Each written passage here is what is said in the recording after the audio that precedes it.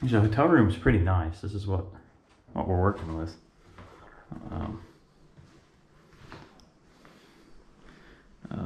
Everything's just very streamlined. I don't know what the view's like out here. Oh wow, we got a balcony. Check this out. Wow. This is nice. Look at that.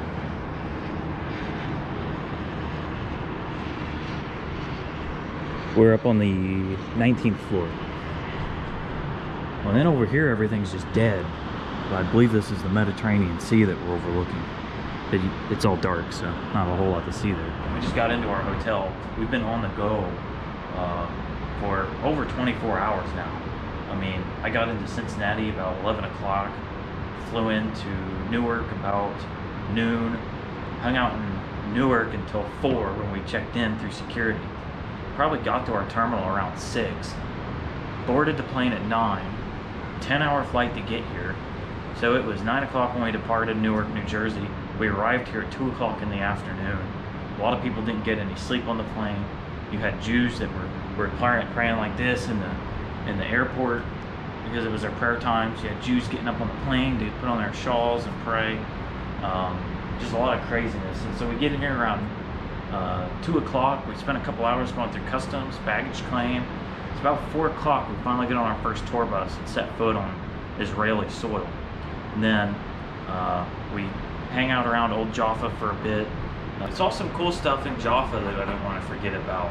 We're at the highest point in Jaffa today, and it's not very high actually, but there's a pillar that they had established there. It's more like a set of columns, I guess. I mean, I'll have pictures, but they had people on these pillars that represented those that marched around Jericho with the trumpets. They had an image of a ram that represented the replacement for Isaac's sacrifice.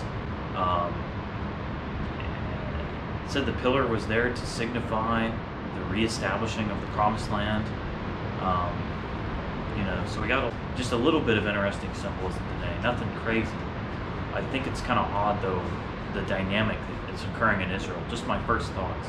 So we're looking at this pillar and the tower and everything, and then we hear the Muslim call to prayer. You see people start filing in for somewhere.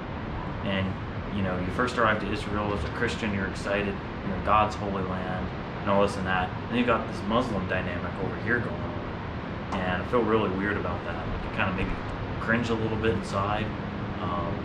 But we got these, I don't think we have anything in this picture, but anywhere that you see like towers with green lights on them, we were told is to symbolize that you're in a sort of a Muslim space here in Israel.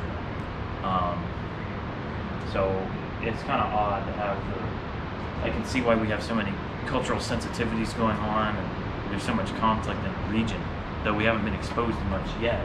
But it starts to get dark. We went and had a very nice supper, got some shots of that, and a lot of like brisket, chicken, Mediterranean food,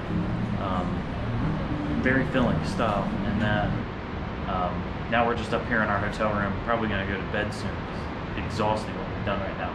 But we have a beautiful view of Tel Aviv from here. I can't believe we got this balcony and stuff.